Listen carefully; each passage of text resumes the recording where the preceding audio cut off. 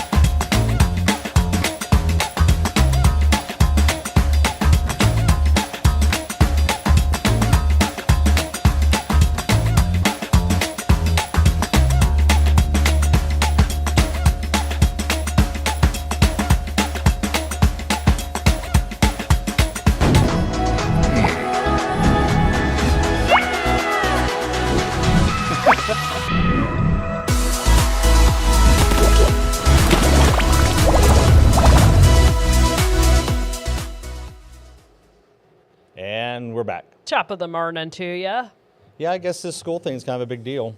Good morning, Beth. Going back. Good morning, Beth. Yeah, I think teachers report today, kind of Teachers officially report. for it's like pitchers and catchers report. You know, it's like Spring training. Spring training. But This isn't a drill. had a worship service at 6:45 a.m. Oh, nice. Voluntary, of course. Very cool. They're Very cool. Serving them all breakfast at this point, I think. That's great. Yeah, Very cool. yeah, pretty cool. This was the quickest summer on record. I don't know why. It just went fast. Felt like the quickest summer. Yeah, 'Cause and I it thought wasn't you'd actually the like quickest. done a calendar like a analysis. math. No, it's just a statement that not based in fact at all. It Just does feeling. seem to have whipped on by. It was quick. Yeah. And like everybody I'm talking to says that. Yeah. Well, we had some trips, and so that usually Yeah. speeds things That up does a little speed bit. things up Yeah. for sure. But yeah, We don't know where Ballard is. He's lost. we lost him. So if anybody sees him, send him. Send our him. way. Send him back to the We waffle. were expecting him. That's why we waited a few minutes before we got started. I'm sure he had something important because that's how Ballard rolls. Probably, maybe we should get him chipped. We should probably put it. What is that called? An air tag? We could put an air tag on him. Where in the world is Ballard? That'd be kind of fun, wouldn't it? It would be fun. I did put one. We got some air tags when we the last time we traveled. We should have done it before we went to Buenos Aires, but we hadn't thought about it. Yeah. Yet. But and just stuck them stuck an air tag in each bag. That makes sense. That way you can kind of keep track of.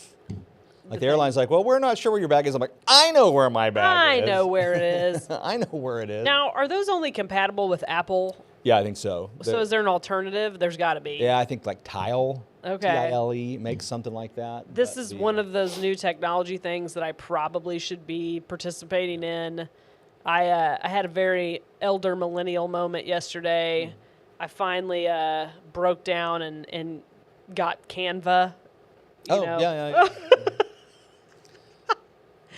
And it was like an emergency situation when I had to make a flyer really quickly. And you know how fun it is to try to learn new technology. I mean, it's not like it's something I've never seen before, but it is a new software. I'll tell you, what I struggle with new technology is I'm used to doing everything the hard way because I'm 54. And so Same, yeah, I get that. You know, back in my day, Back in the day. we built the computers. I mean, Yeah. you could buy a case, you could buy a motherboard, you buy the processor, you put it in, you Yeah. connect up the wires. You had these little jumpers that you would change for what was called the IRQ, the interrupts, to make sure that your video card.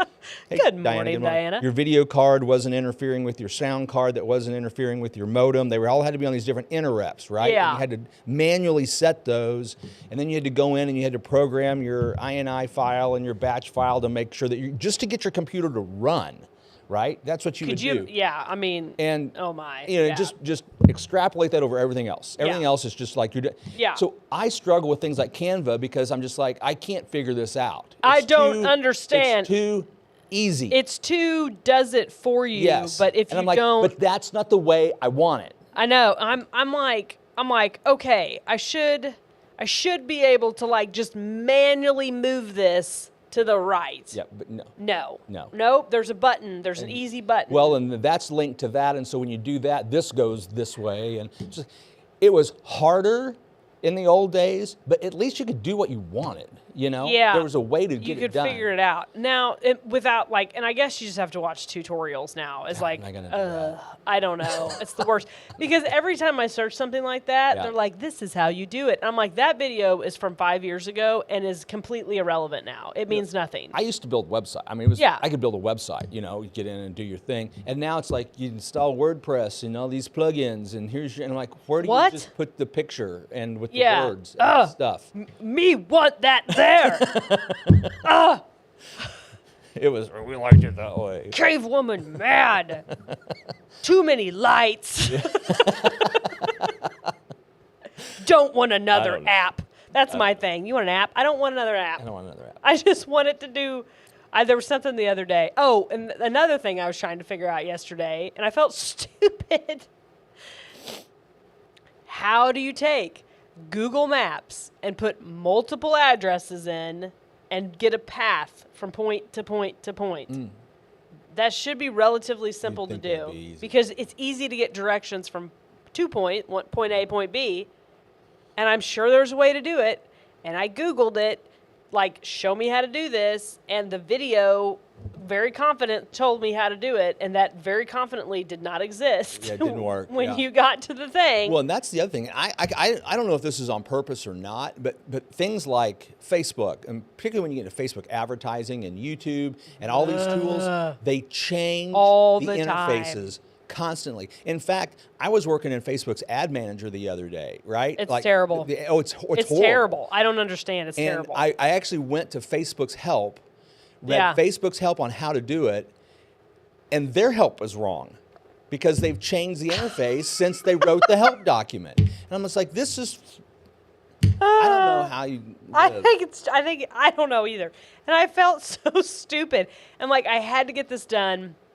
I worked at the office late because I'm like, I have to do this, this, and this before I can leave today. Yep. And it was just like, oh, this is the worst. This is the freaking worst. And it's so different. And I think the hardest thing is when you've learned it one way and you've done it that way for X amount of years, and then you have to learn something a new way, it's so much more difficult than if you have no previous experience and you're just learning it from scratch. That may very well be true. Here's something that drives me crazy. So I'm going to show you, Lauren, so you can see it. So Okay. this is my one of my business pages. Yes. So if I go to, like, I want to see the messages that have been sent to my business page, it takes me to Meta Business Suite, and then it won't log me in. It just says the login fails every single time. I don't understand it. I really don't. And I don't know it's why been they change it. It's been that way for years, and it just doesn't work, and I don't know why. Yeah. No, I don't know. And it should just work. See, like, I've got 7 messages there for this business page. I hit that, and well, now it's now it's working.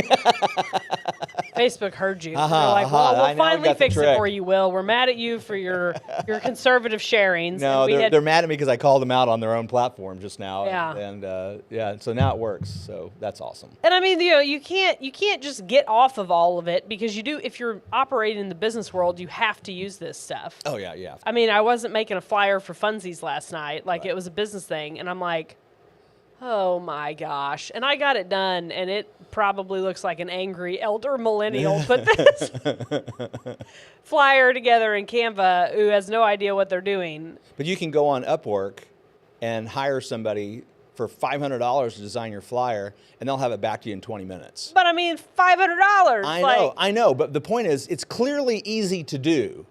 Yeah, once that's a good you've point. cracked the code. Once you know how to do it. But once Monkey understands who the has button. time to crack the code? I mean, I got other stuff I'm doing. That's my thing.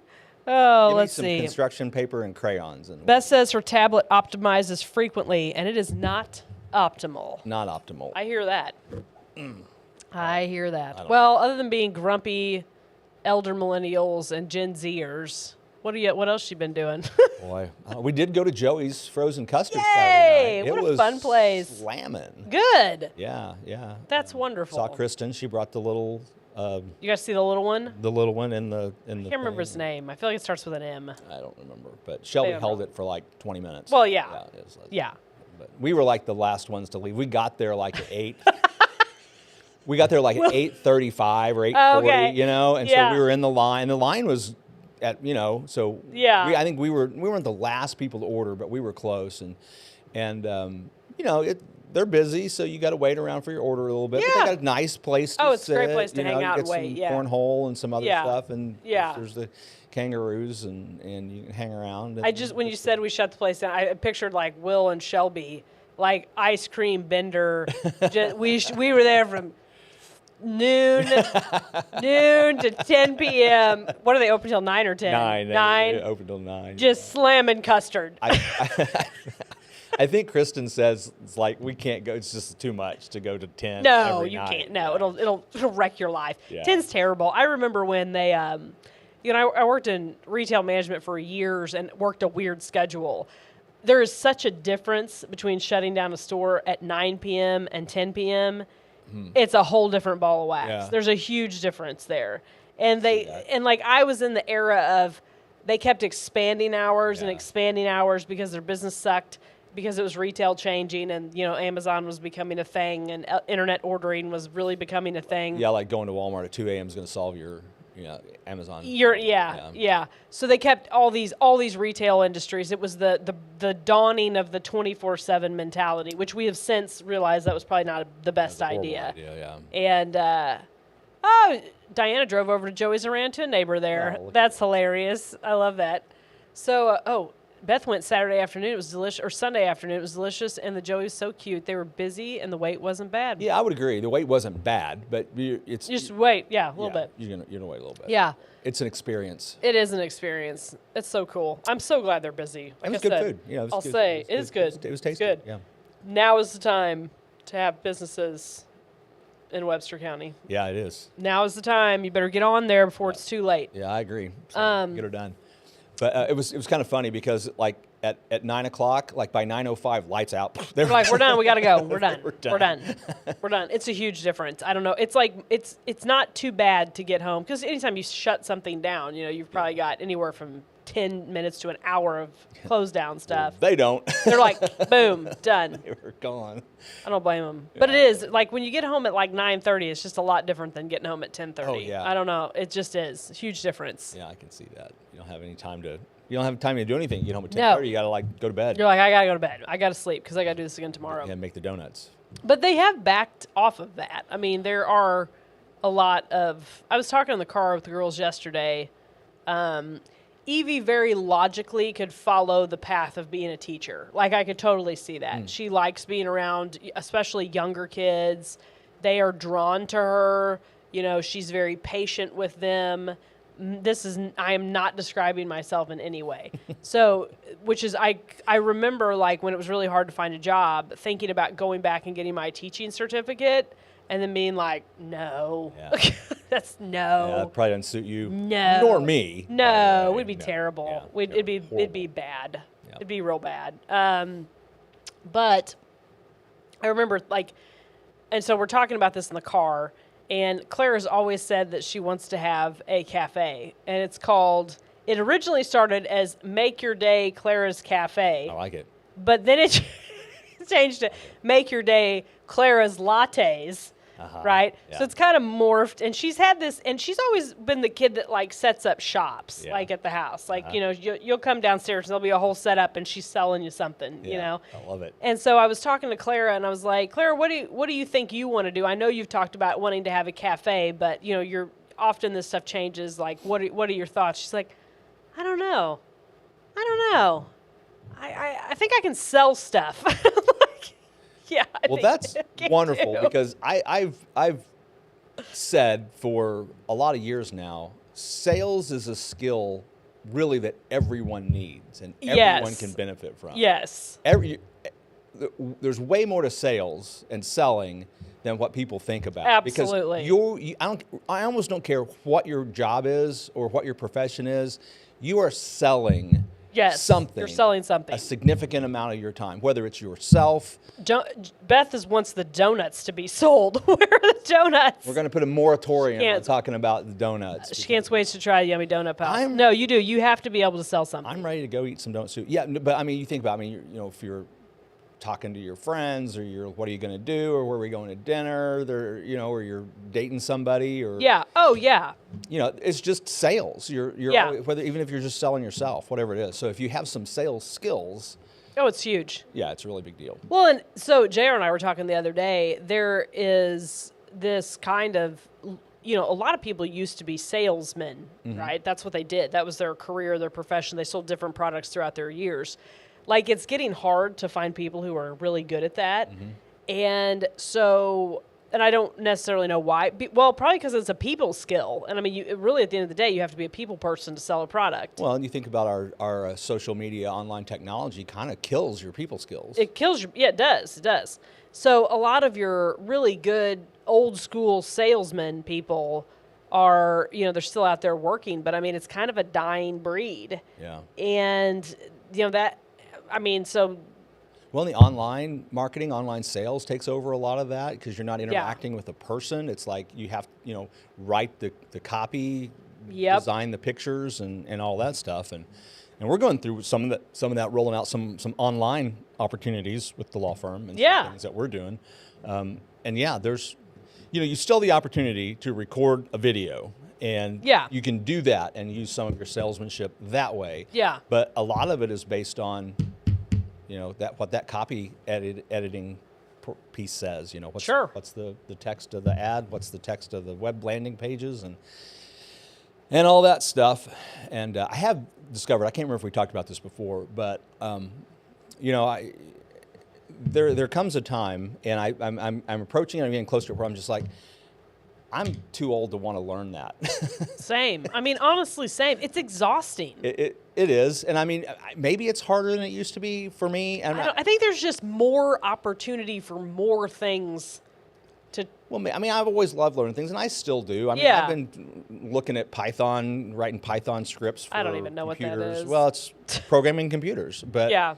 you can write Python scripts that'll call APIs to ChatGPT. So you can basically write a web page, write the Python code behind it, and whatever input you get on your web page, it'll feed it through ChatGPT on the back end, get a response, and then present it to your user. That's the simplest way of doing that. So you can create a custom AI machine that way. And I've been looking at how to code that. It's kind of stupid because I could hire somebody to do that, and I probably should.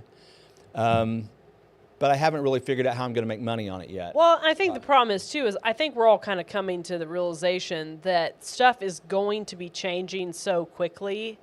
Are you really putting forth are you really using your time appropriately learning all of this crap? Because it is going to change. Well, and that's what all those business entrepreneurial coaches teach you is stop wasting your time on stuff that you're not. I mean, first, stop doing things you're not good at. Yeah. And then stop doing the things that maybe you are good at but you don't like doing, and finally get to the one thing that you're really good at that you enjoy doing. Yeah. This is the Dan Sullivan concept. That's your unique ability. Yeah. And do that one thing over and over and over again, and hire everything else out. And there's a lot of wisdom to that if you've got Dan Sullivan's bank account. Shauna, dude, you're speaking a foreign language. I know. I'm right there with you, Shauna. If you've got Dan Sullivan's money to pay those people, that makes a lot of sense. There's a lot of great advice out there, especially on like TikTok and Instagram and YouTube. Oh, all these things are very easy to do if you already have the money. That's the key. Money makes it easier. I literally, and this, and I'm not making fun of people. I want people to understand this. That's not my intention by telling this. It has not become uncommon for people, usually just to get into a casual conversation with me about how they want to get in real estate investing. I'm like, okay. And Sean's like, come get your shot. I'm your girl. Yeah, that's true. Yeah. Nourished. That's right. Come get your. That's the stuff. That is the stuff. my little spot right That's there. the where juice. I got my juice right there from Shauna last If week. you don't know what we're talking about, you can go over to Shauna's at Nourished and get, I'm now blanking on the term. IV infusion. IV infusions. There we go. Thank you. And some other shots and stuff. You can get some Yeah. other stuff she can do. You should just go in Yeah. and talk to her, because delightful what to you'll talk to her, find yeah. out is that you didn't even know. Yeah. And it can make such a huge difference. So Yeah. You just You didn't know. absolutely- You learned things. You didn't know. Now you know. But, oh my gosh, I've lost my train of thought. They want to talk about real estate. They want to talk about real estate investing. And I'm like, okay, it's not an easy thing to just dive into. Mm-hmm. And I'm like, okay, you know, do you have have you talked to a lender? What type of loan products are you going to use to do this? Because most people don't just have cash lying around to do that. And, you know, oftentimes the individual won't even own their own home. Mm-hmm.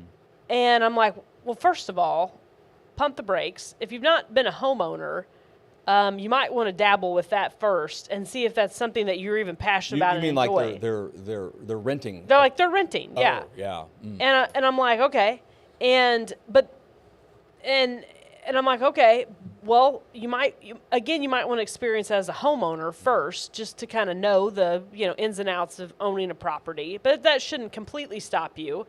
But often, they're like, well, I saw these videos about it, and there's all this talk about passive income, which to me is an elusive, mythological beast.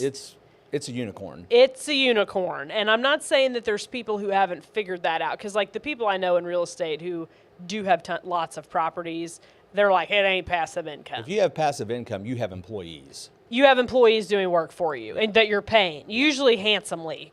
Because, Yeah. again, if you're spending all of your time managing the employees that are supposed to be managing things for you, Yeah. it's not passive income. No. And so there's this dangling, this elusive, this carrot of passive income. Boy, that's just not how this works It's in most really cases. not. Now, if you already have a couple $1 million in the bank, it is very easy to get in real estate investing. Well, Super easy. yeah. If you got a couple $1 million in the bank, I can show you a lot of different ways to make some pretty decent cash. Yeah, because you don't have to have a lot of debt service, because it all boils down to your debt service and your costs. And again, if you want to be in real estate investing, are you going to manage your own properties? Are you going to hire somebody to do that? Are you going to have a maintenance guy? Or are you going to hire, or what are you going to do? Are you going to paint the house when the tenant, throws poop all over the wall? Because this is the stuff that happens. Mm-hmm. Or the alternative is Far more often than you far would more think. than not. Yeah, far more often than not. I learned that early in the days of my family owning a small motel. So are these the things that you're going to do? Or there's also amazing tenants that leave a home pristine. That also happens. Yeah. And it's that is also a wonderful, amazing thing that happens. Who pay on time every month. So, but there's all these videos, all these things. This is what you need to do. And often those people are already established, have already done something else to get them to that point. And maybe that loops back around to find the thing that you're really good at as an individual and grab onto that. And it's not just that you're good at it, you enjoy doing it. Yeah. And cards on the table. For me, that's public speaking. Yeah, you're good at it too. And I love sure. it. Yeah. I love it. In fact, Yeah. I'm speaking tonight here. We got a full house tonight. We got a That's full good. house tomorrow. That's we got wonderful. overflow coming in. Super excited about it. I really enjoy that. And I mean, you're good at it, and you've enjoyed it for a long time. Yeah. I mean, in essence, of being a lawyer is public speaking. It is. Right? Yeah, But a lot you've of it. managed to find a spot in your career where it's not public speaking at a judge or jury. or jury. Yeah. It's two people about something that, I think you're pretty passionate about. Yeah, I like it. So it's cool. You talk about the videos online. There's so much bad information out there, and Gobs of terrible And information. here's the thing: I believe in your right to spread bad information. Unfortunately, that is the thing. Yeah. I also believe in your right to get called out for it. Yes. And in my world, there's a ton, right? So Oh, yeah. I ran up on one the other day. A client actually brought it to me. It was a guy on Instagram selling his program on how to structure your life as a 508c1a organization Yeah. and live tax-free because you fall under this little-known IRS code that the rich people use. Okay, 508c1a, I did the research, is for churches. Yeah. And if you qualify, if you claim church status, you don't have to apply for a 501c3. You are tax exempt under 508c1a, and you don't have to file anything other than you have to file like a little return or something like that. But you don't have to do all of the 501c3 stuff. You don't have all the restrictions, donations made. So it's like the idea is like, so you donate you're a W-2 earner, you donate 60% of your check to your own 508c1a organization, and you use it to pay for your mortgage and your house and all that. I'm like, well, you look at it, it's like you're explicitly prohibited from paying for personal expenses out of your 508c1a. You're committing fraud. And people have been prosecuted over this. You're committing fraud. There's some jackwagon on Instagram, blah, blah, blah, about 508c1as, and it's a total ripoff. And, my gosh, like... By the way, I'm sure people are doing this. Oh, yeah. I'm confident that they are doing, and they are getting away with it. And that's the real trip up to a lot of people is they see, this works. People are doing this, and they don't, and it's fine until it's not. That's the thing. I can't tell you how many times I've had a conversation with someone who is in the same industry I'm in, and they've told me, "Oh yeah, I write that off," and then I go talk to my accountant, and my accountant's like, "You can't do that. That's not what that says. Right. There are people doing that, but that's not what that says." Well, and I get all the time. They're like, "Well, I need to talk about my LLC." I'm like, "Okay." So I get their LLC paperwork. I'm like, "Who made this LLC?" My accountant. I'm like, okay. They can't do that. That's the unauthorized practice of law. It's a criminal offense in Missouri, but accountants are doing it all the time. Or even better, where'd you get these trust documents? My financial planner. And I see financial planners on Facebook advertising estate planning services, and I'm just like, you can't do that. But like and it's not just you can't do that; they're terrible. And I think the problem is it falls back to my confidently wrong. Yeah.